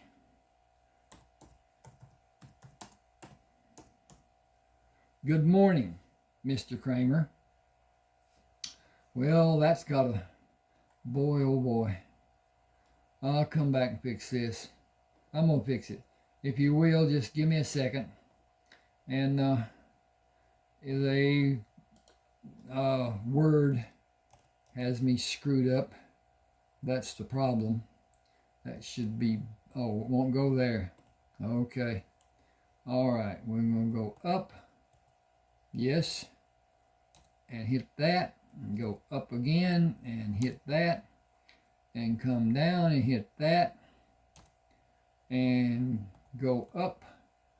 And hit that. And hit that. And it's fixed. But now it was not... It was indented where it should not have been. So now it is on the edge of the texting like it should be, and now it's saved. Okay. He stood and pulled her to him. Good morning, Dorothy Crammer. Did you sleep well? I did. Will every night be as good as last night was? He smiled. I hope they will be even better. She said, I will need to go to the shop at 8 and go to the yard before 10. The first ship is scheduled to launch this afternoon. Am I allowed to act like an owner? She said, you are the owner. You were the owner until you said I do yesterday. You went from being the owner to being a owner. Everything you have is ours. Everything I have is ours. South Carolina law states that it is such. Ours. Makes me very happy, Mr. Crammer. He pulled her to him. Does the wife of Mr. Crammer desire a ride on a ship this afternoon? Will you be in command, Mr. Crammer? After the ship is thoroughly inspected, I will allow my wife to take the wheel if she desires. She asked, how did you learn to command? He said, do you mean direct the ship, not just a series of commands? Commanding is a lazy man's job. Do this, Mr. So-and-so. Do that, Mr. So-and-so. He can never make a mistake. I learned by trial and error. I took over a ship from a steering position on my knees to prevent my being shot. I learned to direct by having a crew of men who knew nothing about sailing a ship. Not even the nomenclature. I pirated a pirated ship with captured men on it and took it and 3 other ships to the owners in Spain. That is how I met Sakim and Tony. She smiled. I'm proud to tell you they are going to be married soon. He joked to each other. That will bring the gossips to a new level. Aren't you full of it this morning? To Melinda and Karen, silly. He said, Sakim will be back in 3 weeks. Tony will be on the ship for another 2 weeks after Sakim comes back. She pushed her body into his. Melinda is happy with you because Sakim will be back soon. Karen is not so happy with you or anyone. Tony will need to have another position to keep her happy. Do you have certain suggestions? He frowned. With the new ships coming out, none of the women are going to be very happy. I will need to be gone on one, and Tony and Sakim will too. We do not have people to direct them. We are so short on hands. Men will be taken from crews that are already barely manned. I directed everyone on the other ships to seek deckhands at the ports they are going to. Tony is on the Adelphia, going to ports along the coast of Texas, and it will load to go back to Tampa. I hope there are able seamen available in those ports. Having inexperienced men can be dangerous, as he can cause someone to be involved in an accident. Some accidents on a ship only have one result. Someone dies. Hang on just a second. I need to make certain this is of length that it needs to be and not hurting anyone. But anyway, all right. He tried to lighten the moment. There are only two ropes on a Spanish sailing ship by terminology: the bell rope and the main mast rope. Yet a rope locker exists where the lines are stored, and new men must learn the ropes. Curious. If Tony is able to find men, it will be 3 or 4 weeks before he will be able to bring them here. Dot came from her dressing room in the office of the trailer shipyard, dressed in what she called her working clothes: leather gloves, boots, pants, and shirt. She held her arms out from her sides. Working clothes. Are you ready? Joshua said, hail or high water, I will follow you. What's first on the list? One ship has left the slip. It had a full inspection. The crew is on it and is waiting at the pier.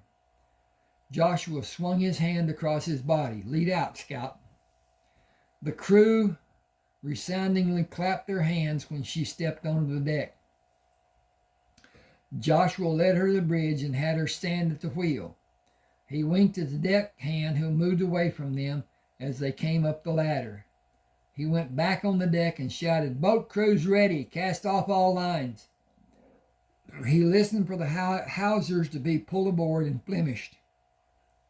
Joshua shouted, boat crews, haul away. As the ship began to move, he held a line anchored to the top spar of the main mast. Sail crews, go aloft. Dot stood with her mouth hanging open when he climbed hand over hand to the top spar. She turned to the man standing at the bridge with her. You can take your position. Joshua was just showing me the ropes. He moved closer. I am Carl Townsend. I will help you if you need my help. Otherwise, I will just watch a man do things I've never seen done before. You know who we are. Yes, ma'am, but I have never seen anyone take command of a ship and shinny up a rope like your husband just did, and go all the way to the top using only his hands and arms. Simply amazing. Her pride was evident. He is an amazing man. What will we do next? The boats will take us out into the harbor. When the water is deeper and the wind is right, we will get under sails. The ship will do maneuvers to make certain it will perform correctly. When your husband is satisfied, we will go back to tie the ship to the pier. She said, his name is Joshua. Yes, ma'am. Joshua looked at the mast but found no banners flying. We need banners for the mast. He used the rope to move down to the main deck and took a blue banner from a deckhand. What is your name? Tommy Childress, sir. Can you climb? Yes, sir, but on the net, not like you. Joshua said, can you have other men take the banners to the other masts if you take one to the crew of the aft mast? Yes, sir. Joshua pushed the banner into the pocket of his trousers and climbed to the top spar. He swung around the net and held the banner out. I need someone to attach the banner. Anyone can care to volunteer? James Haltom took the banner. I will, sir. The ship performed in excellent manner due to Joshua's directing the crew's abilities to handle the sails, the helmsman following orders, and a lack of weight to slow the ship's progress.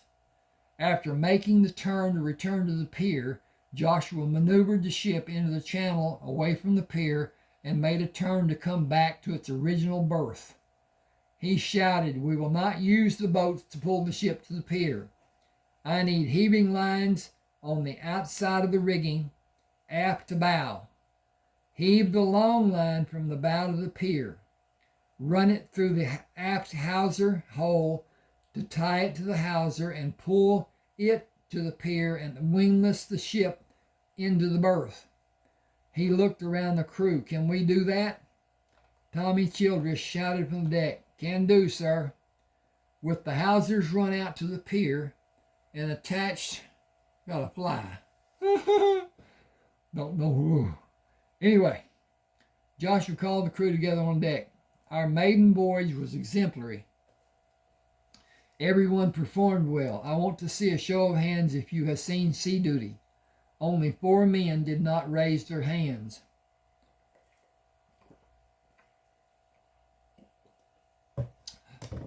Yeah.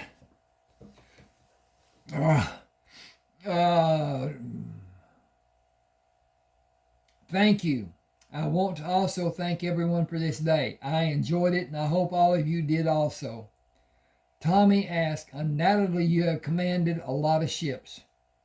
We have taken ships out to sea trials many times, and different men have commanded. No one has ever done so well as you, and no one has ever climbed like you. I could not believe you could do it and come down and do it again. I think it is all of us who should thank you for this experience, you and Miss Dot. He threw his hands up and shook them violently. I'm sorry, I guess we'll not be calling her Miss Dot anymore. I am happy to say my name has changed to Crammer. She linked her arm through Joshua's. This wonderful man is my husband, Joshua. We were married yesterday. These ships coming out will require men to sail them. We are in need of able sailors. If you know someone, please send him to my dress shop. Tommy Childers asked, do you need an old salt to command this ship? Dot asked, why? Are you asking to be considered? He smiled, I sure am. We take the ships out and then we're just flunkies. Let me go out on the ship and come back to bring the new ones out, and then my ship is ready. I will go back to have a sailor's life. The other men waited for her to answer. She looked around at them, seeing the questions revealed on her face. Are all of you asking to be signed on to a ship? To a man, they all answered yes. She turned to Joshua. You have the floor. This is out of my league. We are losing manual laborers, but gaining able seamen. Joshua said, I want to see how you handle a crew, Tommy. 5 o'clock tomorrow morning, all of you be here. I know it is early, but there's so much to do. Gerald Akers said, do you want other men? Joshua asked, what other men? Gerald said, those that work at night and on other shifts and at the warehouses and all around the harbor. There must be close to 250 altogether. Joshua said there are 5 ships to be manned the next 2 weeks. I want to see how all of you do and determine how to utilize each of you. I have to tell you that we're going to have Negroes also. I want to keep tempers in check, and we'll probably have one ship's crew be comprised of Negroes. You may never be asked to sail with them, but it might happen. If you feel adversely about sailing with them, you might want to check the crew list on your new ship before you board, just for good measure. I will not fault anyone if your preference is limited. Be here at 5 and we will take 3 or possibly all the ships out. I will talk to the others tomorrow after working hours. Holding his right arm behind his back, Joshua knocked on the door to Dot's house, stepped back and squared around to face the door. Oh, there should be a skipping right there. Okay, what we're going to do is dink here. 1, 2, 3, 4, 5, 6. Then we're going to cover that. And we're going to go up to home. And we're going to hit 16. And then we're going to come over here and hit center. And that's done. Okay. Now that's a holding place, so that they know it's a skip between the scene we had and the scene we're having. And he knocked on the door and stepped back and blah, blah, blah. Tessie opened the door and smiled when Joshua put his finger to his lips. She whispered, she's in the parlor. I can take those in a vase with water in it and take them to her if you want. She's been fretting all day long. Should have gone with you again like she done yesterday. He whispered, thank you. Dot jumped out of the chair and ran to him when he entered the parlor. I have missed you all day. I was asleep and barely remember when remember you leaving. And I felt so lonely when I woke and you were not here. I have been close to tears all day. When you leave on a ship again, I will be right beside you. Can you accomplish what you want to have done in 2 weeks on the ship and come back home? He said, maybe even less time than 2 weeks. I want to observe Tommy and Gerald and instruct them. Everyone can possibly learn newer, better methods. I am wondering about your name. How are we calling you Dot instead of Dorothy? Mama wanted to name me Dorothy for my grandmother. Daddy wanted to name me for his Aunt Lynette. Daddy allowed her to name me Dorothy and use Lynette as my second name. I think it's his way of saying to my mother, I love you, but you pushed me into letting you win. I will never call her by a name you choose. He called me Dottie. Mama kind of pushed back and called me Dot. After the fight, and when the kids started calling me Dot, many of them eventually called me Dot. Both of them eventually called me. They had a beautiful relationship and loved each other, but they were both strong-willed people. He changed so much after she died. I think he just lost the will to live near the end. He could not do anything except live for me after her death, but he was not the same person in so many ways. He visited her grave every day. He took me with him until I was 12, and that year slowly stopped going every day and taking him with him. Or so I thought. He only stopped taking me and went alone. I think his heartache grew until he could not control his emotions, and he did not want me to see. He died when I was 19. Joshua asked, what age were you when she passed away? I was 9. Ooh, I got a problem down here I need to fix.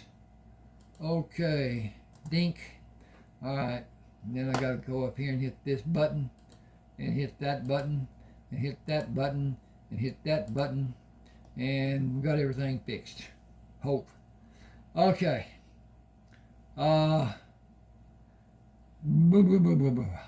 He would laugh and tell me not to dig myself a hole. In many ways, he went back to being his old self when Mama died. Not quite so bad as he was. She pulled him closer to her. I did not mean to walk down memory lane so much. I missed them all. They were my support. Now you are. I would enjoy taking you into the bedroom and making mad, passionate love to you. Tessie said you can enjoy those flowers, enjoy the meal I've been fixing, enjoy Mr. Joshua when the sun be going down. And it be a proper loving time.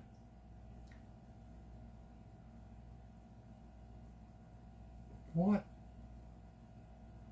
Oh darn, something making noise. Huh. Okay. Sound like a bunch of hornets. Okay. She pulled him closer to her. I did not mean to walk down. No, I got that. Oh, she thinks she has to mother me. She has been trying since Mama died. Joshua said, I have been trying to mother almost 200 men for almost 2 years. The head count increased to almost 300 before we left the Mediterranean.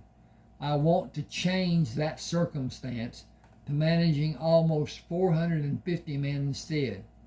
We need another 150 men with the new ships.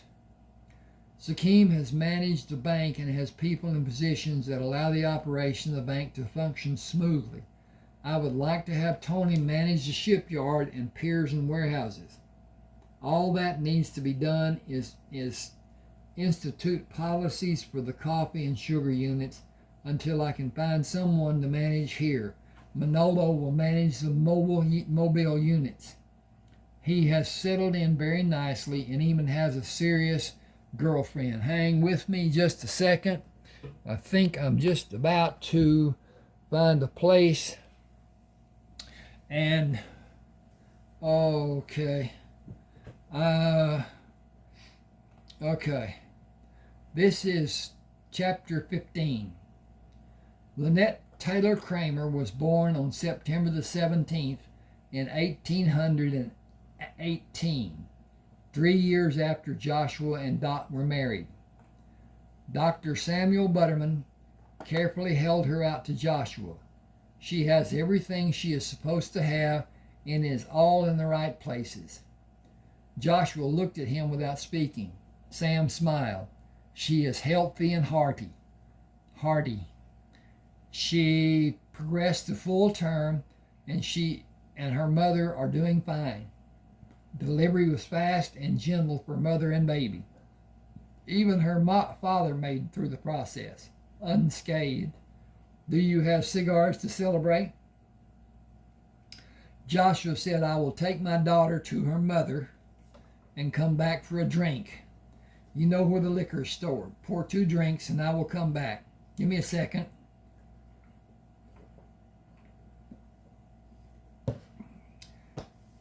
He started in the bedroom and met Tessie in the hallway. I ain't going to try to wash these sheets.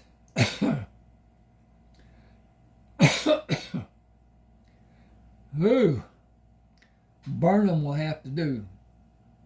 She looked at Lynette. She's shown up pretty. Most babies is downright ugly. She looked like her mama. I got to get this mess took care of and cook lunch. You all done missed breakfast. Joshua gave Lynette to Dot and kissed her forehead. I have a tradition to fulfill with Dr. Sam. Can I bring you something when I come back? I would like a glass of milk, please. What is that? Don't know. Fell off. Okay. Do you want to hold her, put her in the cradle? I want to hold her for a little while. I'm not sleepy, and if I become tired, I will put her on the bed with the pillow to cradle her against me. She cuddled Lynette and looked up at Joshua. Do take your time with Sam. He has been so good for me through our pregnancy. She grinned mischievously. You should be aware that all the girls will come to see our daughter today. He said, is that the reason the father and doctor celebrate with a strong drink? To bolster the father's confidence about facing the looks of disdain he will be getting from the attendants? She smiled. I think most men will only find an excuse to drink, one excuse being equally as good as another. He said, I need to make a round today. I did not go yesterday and need to check to see if anyone needs help. No one would bother me for any reason, knowing the birth of Lynette was near. Everyone will want to know how you're both doing. I will give your regards to all of them. Tell them you are thinking about them and ask for their prayers. Joshua bent and kissed her forehead. I will be back as soon as I possibly can. Dot said, shooey. It would be considered you to have your drink and see that your dental hygiene. Joshua said, I have not been close to doing anything for the past 2 nights. I will exercise my elbow in a bit. Thank you for embarrassing me. She said, I love you even if you can wilt a flower from across the room. He smiled. Very funny. Everyone loves a comedian. Joshua took the glass Sam offered him. She is in a good mood for a woman who has gone through that lengthy ordeal. Sam said she was calm and the delivery was fairly easy for her. Some women have much worse pain than she exhibited and scream as loud as their lungs will allow. I try to remain calm to reassure the expectant mother, but it becomes difficult sometimes. Dot listened, even when she was in pain. Her demeanor was remarkably composed. I hope Dana will do as well as Dot did. I am going to be nervous enough as it is. Joshua said, You will have enough time to practice with her. Sam said 4 months is not what I call long enough. Is she pregnant now? She tells me we will have a boy. Congratulations. Dot told me the girls will be over to see her and Lynette today. I do not want to seem like I'm hiding, but I was with Dot all day yesterday without seeing about business. There is usually some crisis that needs my attention and direction. I told the men to make a decision as if they are the owners. Indecision is a failure in itself. I sometimes have an urge to go to see my old home and be gone for 4 or 5 days and force them to manage as their position requires. Manage and not wait for help. Sam asked, you have not been to your old home place since we got to Charleston? Joshua said, I planned to and I want to, but the ships and the men held me, and then Dot sabotaged my life, and now I'm indispensable for so many people. And today I am a father, which further complicates matters. I cannot take them with me for some time, and I will not be away from them. They need me, and I need them. After all, it is just an abandoned log house with 2 grave sites, old memories of a life swept away. Sam said, I will see my patients again and go back to being indispensable like you. My patients can find more ways to injure themselves than anyone can imagine. These past years, I have seen about, these past years, I have just about seen it all. My primary function is stitching someone back together or prescribing something from Sakim's herbs for indigestion or diarrhea. I would not trade my life for anyone's, but sometimes I think there has to be good days also. If I could go home instead of going to the clinic, I would say it has been a wonderful day and my effort had a great value. I brought another life into the world. I was truly needed. Instead, I dreaded the possibility of seeing a patient with a fishing hook stuck through one of his appendages, or a person who has waited almost too long to come to see me. I am certain someday I'll be forced to amputate because someone did not follow my directions and take the prescribed preventive measures. I am forever aghast at the people who will blame me for that occurring. I cannot be a physician and act as I know to be proper, and I will not be a babysitter for someone foolish enough to think diabetes will somehow become better and not kill them. When that day comes, and I have a strong suspicion it will, I will move away from here to a place I am not known. I can stand the scrutiny with the knowledge I acted in the best interest of the patient. I will not subject my family to scorn and ridicule. Joshua said, I had no idea things could be so alarmingly bad. Okay, I had no idea things could be so alarmingly bad. Sam said, maybe not today. I remind myself every day when I wake, maybe not today. Joshua joked. As the psychiatric patient said, well, I'm off. I'll see you later, but there will not be a fish hook in my finger. I hate fishing. To me, it is a jerk on one end of the line waiting for a jerk on the other end of the line. Thanks, Sam. Sam said, later, Joshua first went to the bank and found Sakim at his desk. We have a healthy baby girl. Hang just a second. And, okay. I will send out flowers. Lynette? Joshua said yes. We agreed many moons ago on Lynette for a girl. He studied Sakim, considering how he would speak about Sam. I just had a very interesting, appalling conversation with Sam. He told me believes he will be held accountable for someone's bad experience. If someone will die, he will be judged to be culpable by someone's ignorance. The scheme says it happened to me, but on a small scale, as no one died. Several times I have given a poultice for a wound, and someone ingested it, or herbs to be ingested that someone bound to a wound. I am never able to say things so people cannot misunderstand my words and directions.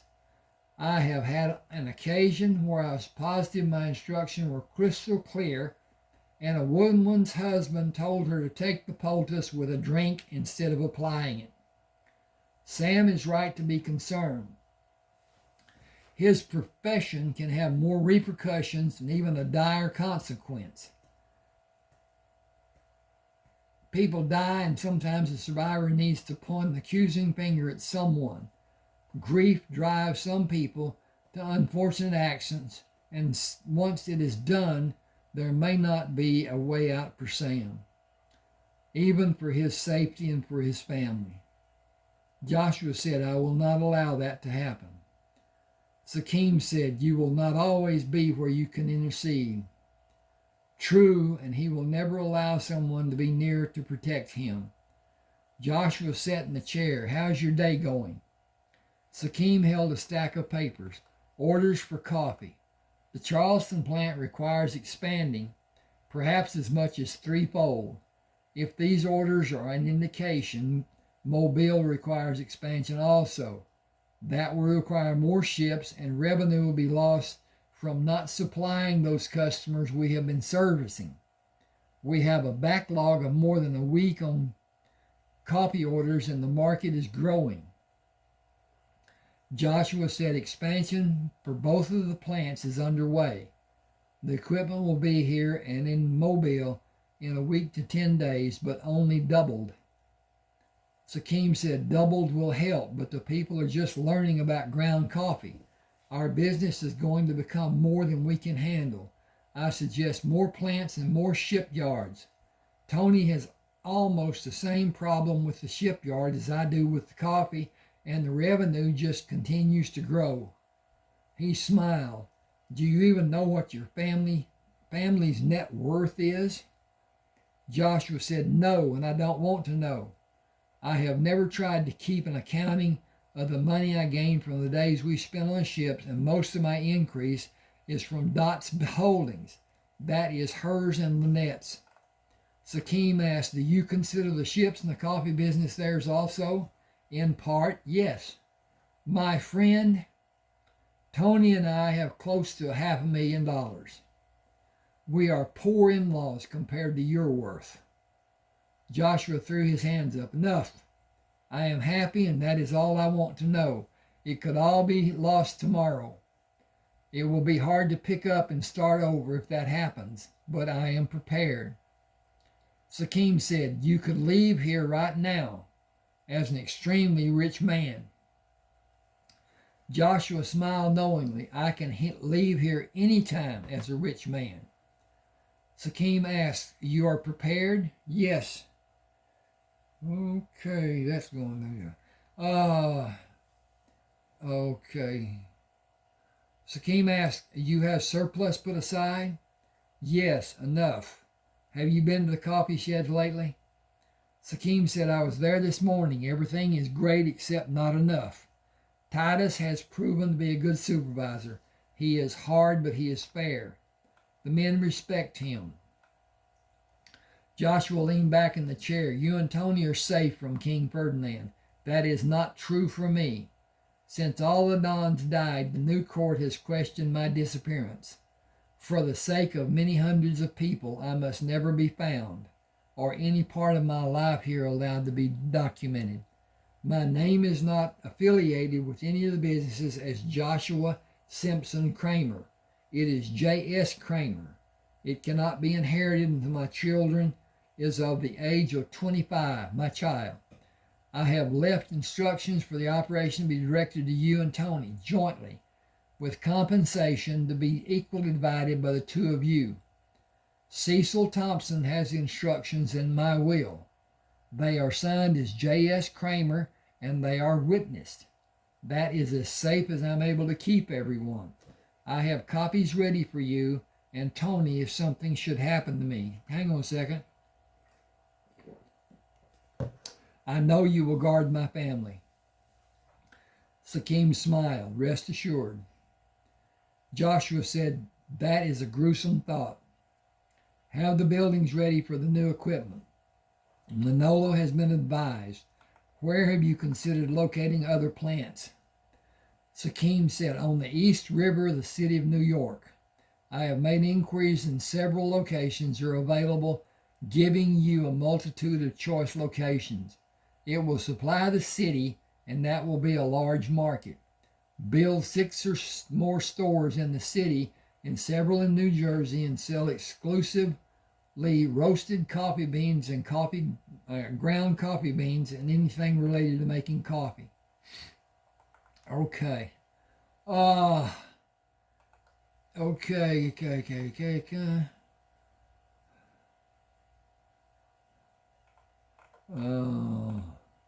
Okay.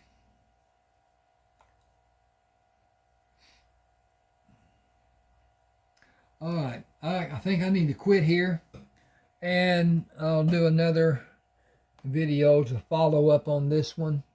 Yes, and whatever it is. Please subscribe to my channel. Hit the like button. Those two things really help. But anyway, if you have a desire to have books that I have written, shoot me a email. There's the address right there on the bottom of the book cover, and I'll get back to you. At any rate, okay, thanks for being with me. Oh.